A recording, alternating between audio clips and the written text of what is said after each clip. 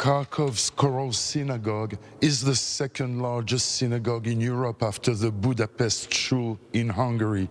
It was built in 1909 in a Moorish style. 20,000 Jews live in Kharkov, 200,000 in the whole Ukraine, according to the estimates, because some have loose Jewish roots, so no one really knows.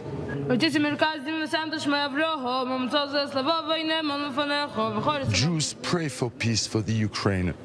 The chief rabbi says he's here to offer solace and spiritual guidance in this testing time. First, the most important thing for people is not to lose hope, not to panic, not to lose hope.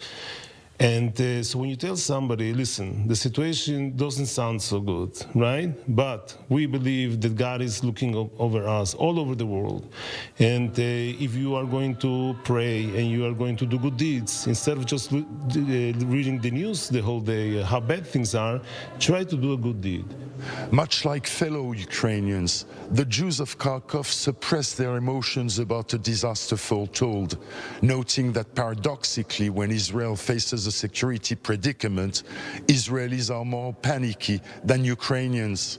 Israel is used to war, unfortunately, and I have kids in Israel also who just last year, when the bombs are coming from Gaza, it is very hard to stay calm. I do think panic doesn't help anybody. As a Jewish community and as Jewish leaders, we turn to pray, to doing good things. Panic definitely doesn't help, but here I think it's not only just not panicking, because I think they really don't think that anything's actually going to happen, and that they're trying to keep that calm.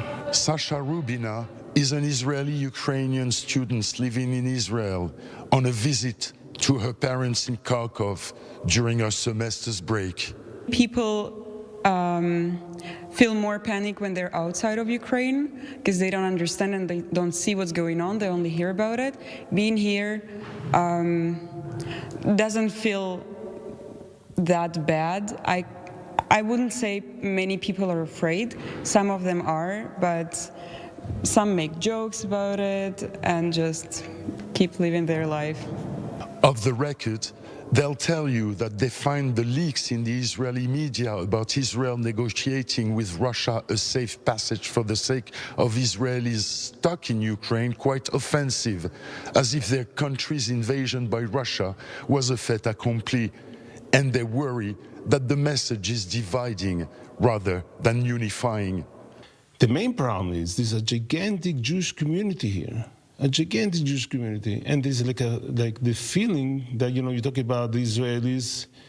Don't divide us. We are one Jewish community. Suppressing emotions is also part, in a sense, of the old Soviet mentality, that is, not trusting the media, trusting the authorities.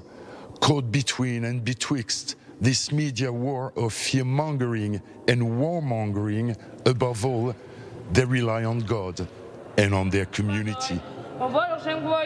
This is Pierre Kloschendler in the Kharkov Choral Synagogue, the Ukraine, I-24 News.